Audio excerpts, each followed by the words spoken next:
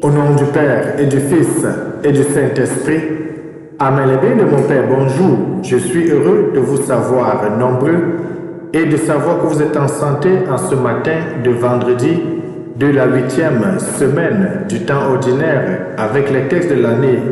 Père, nous allons continuer, les bénis de mon Père, à rester en communion avec l'Éternel des armées.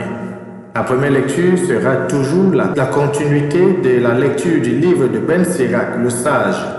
Au chapitre 44, les versets 1 à 9, dans ce passage, cet homme de Dieu va dire que nos ancêtres furent des hommes de miséricorde et leur nom reste vivant pour toutes les générations. Et dans ce texte, il va dire très clairement que les méchants sont perdus, les souvenirs se perdent et on ne sait plus rien d'eux, tandis que ceux qui cultivent la miséricorde et l'amour et qui sont en communion avec Dieu, alors leur nom reste à jamais vivant. Ça nous rappelle ce que Gamaliel avait dit devant, n'est-ce pas, le conseil des prêtres. Lorsqu'on s'attaquait aux disciples du Christ, il avait dit, si ce que Jésus-Christ est un faux prophète, alors ça va s'éteindre, son nom va s'éteindre de soi. Mais si ce que Jésus-Christ vient de Dieu, alors les choses de Jésus vont continuer. Nous pouvons dire que si aujourd'hui, des milliers d'années après, plus de 2000 ans, nous continuons à parler de Jésus-Christ, ce qui vient vraiment de Dieu. Et toi qui m'écoutes ce matin, tu fais bien en restant en communion avec Jésus-Christ. Ensuite, nous allons lire la suite de l'évangile de Jésus-Christ selon Saint Marc au chapitre 11, les versets 11 à 25. Dans ce passage, on va voir comment Jésus va entrer dans le temple et voir que la maison de son Père est transformée en lieu de commerce. Il va bien sûr les chasser, il va purifier le lieu et il va dire: ma maison sera appelée maison de prière pour toutes les nations. Ayez foi en Dieu.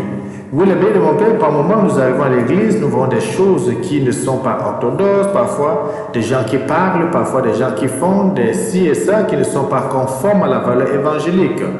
Au-delà de cela, au-delà de ce que nous voyons, concentrons-nous, élevons notre foi, ayons foi en Jésus-Christ et ayons foi en Dieu, comme le dit dans l'évangile d'aujourd'hui. Tournons nos sens à l'intérieur, apprêtons les différents textes de méditation d'aujourd'hui, à chacun et à chacune. Bienvenue.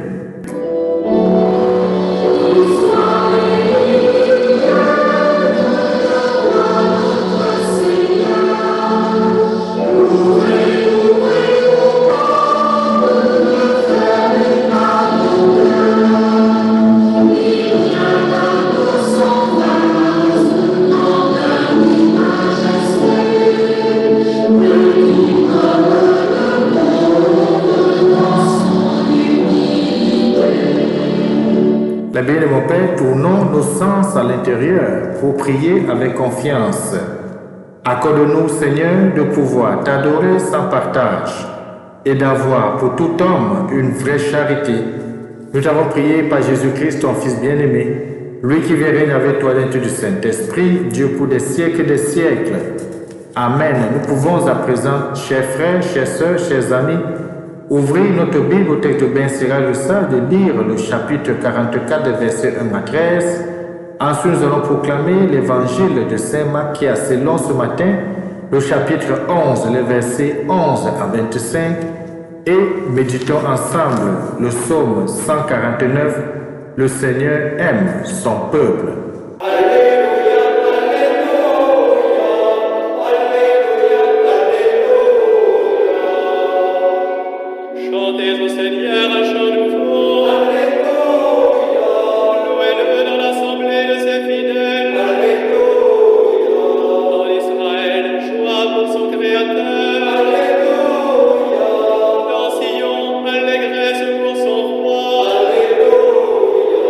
Dans ses à la louange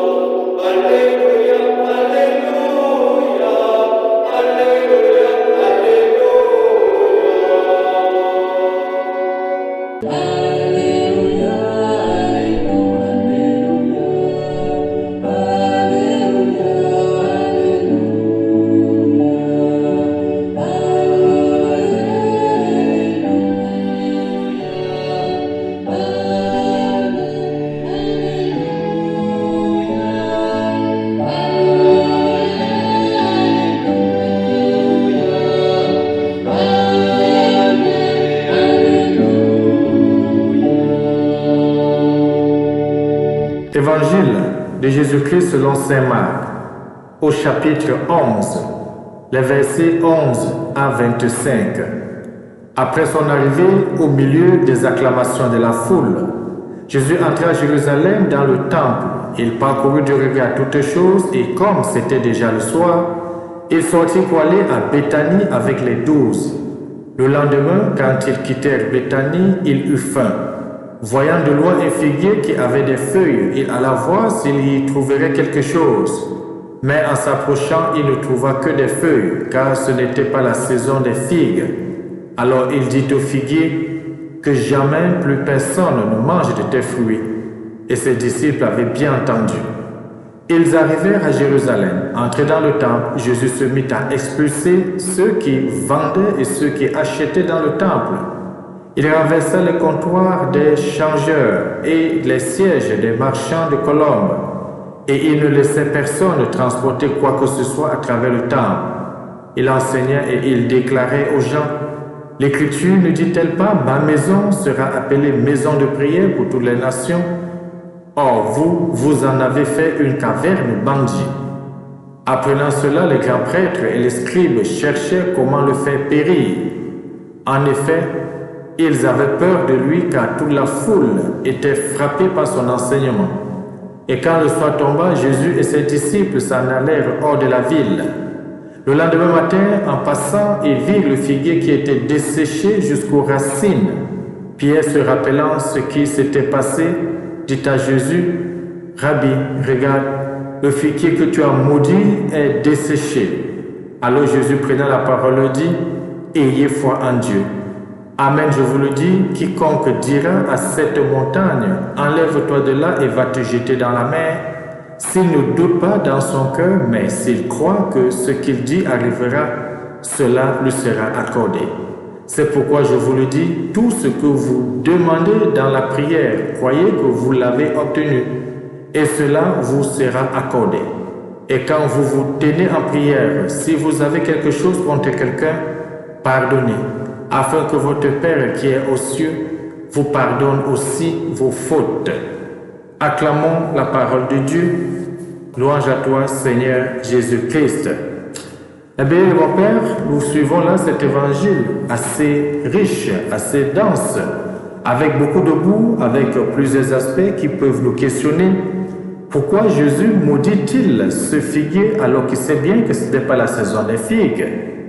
Ensuite, le matin, non seulement la malédiction a eu effet, le figuier est desséché jusqu'à ses racines. Et c'est en ce moment que Jésus tient le discours sur la foi, en disant que si nous avons la foi aussi petite, nous serons capables d'obtenir tout ce que nous voulons par la prière. Alors, bien mon Père, par mon fils dit, pourquoi donc je prie alors que j'ai foi en Dieu et puis je n'obtiens rien du tout? Eh bien, mon Père, cela n'est pas assez facile, ce n'est pas assez simple d'avoir foi en Jésus-Christ et de rester fidèle en lui. Avoir foi en Jésus-Christ par les bouts de lèvres n'est pas assez suffisant, c'est par des actes aussi. À la fin de l'évangile, Jésus nous dit que si nous avons quelque chose contre quelqu'un, apprenons à pardonner. Pardonnons afin que notre Père qui est aux cieux, lui aussi, nous pardonne nos fautes. Cela est aussi cette relation que l'on retrouve pratiquement dans la prière de notre Père. Pardonne nos offenses, comme nous pardonnons aussi à ceux qui nous ont offensés. Et Jésus insiste dessus, si vous pardonnez, votre Père qui est aux cieux vous pardonnera aussi. Eh bien, mon Père, combien de fois avons-nous pardonné à ceux qui nous ont offensés? Combien de fois avons-nous pris la peine d'aller vers ceux et celles que nous avons choqués, heurtés, peut-être injuriés, insultés, commis du tort, pour solliciter de cette personne le pardon? Parce que cette personne nous pardonne, Dieu aussi nous pardonne. Et si nous pardonnons à ceux qui nous ont offensés, Dieu aussi pardonne nos offenses. Et il y a une réciprocité importante dans notre façon de faire par rapport à la réponse à Dieu. Eh bien, mon Père, quel fruit ma foi produit-elle autour de moi? Les actes que je pose par-ci par-là au longueur de la journée, quels sont les résultats de ces actes-là autour de moi? Est-ce que mes paroles blessent, dessèchent, causent la mort, comme la malédiction de Jésus au figuier? Ou alors est-ce que ma parole apporte la vie, l'amour et la vitalité, aussi comme la parole de Jésus qui va relever Lazare? Qu'est-ce que nous faisons autour de nous? Est-ce que nous sommes ce genre de personnes lorsqu'il arrive et qu'on nous voit à distance, chacun se lève et prend sa route? Parce qu'on dit, oh, enfin telle personne arrive, il va nous raconter n'importe quoi, c'est blablabla, il va nous mentir, il va se vanter, il va montrer qu'il est grand alors qu'il ne vaut rien. Autant de choses, quelle image donnons-nous de nous? Suis-je comme ce figuier desséché qui ne nourrit personne? Ou comme ces scribes attachés à leur pratique religieuse au point de vouloir sacrifier la vie d'un homme, juste parce qu'il les remet en question? Qui suis-je? Regardons ces scribes qui sont des docteurs de la loi. Ils savent, comme Jésus l'a dit, ma maison sera la maison de prière. La maison de son Père sera une maison de prière.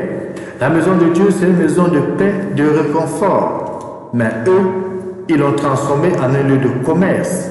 Ils tiennent compte de leur gain personnel, de satisfaction personnelle, à tel point qu'ils sont prêts à méditer dans leur cœur comment faire payer Jésus-Christ, lui qui pourtant dit la vérité.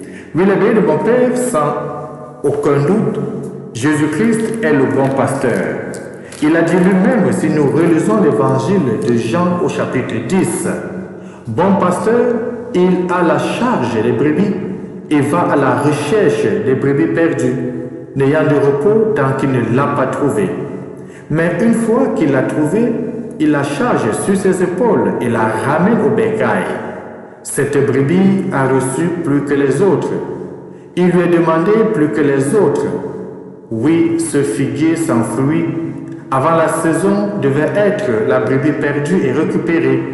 Il avait dû recevoir des soins autres que ceux des autres figuiers pour que Christ pût en espérer des fruits avant terme. Eh bien, mon Père, notre Dieu, notre Seigneur, notre ami Jésus-Christ est vraiment le bon berger. Il prend soin de nous. Oui, il prend soin de chacun de nous. Il prend soin de nous sans nous juger. Il prend soin de nous où nous sommes et il nous amène vers le Père et il nous conduit vers le Père. Oui, Jésus-Christ est vraiment le bon pasteur. Et cette allégorie du figuier a rapproché de celle des brebis perdues. Christ cherche en nous, baptisés en son sang, la grâce et la vérité. À Dieu ne plaise qu'il n'en trouve pas.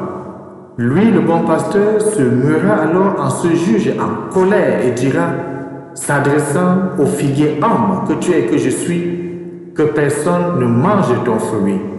Saint pasteur de mon âme, on peut le dire aujourd'hui en termes de prière, donne-nous la foi, l'espérance et l'amour maintenant et en tout temps, pour qu'au moment du noir, au moment du désespoir, au moment de sécheresse spirituelle, tu me trouves toujours vigilant.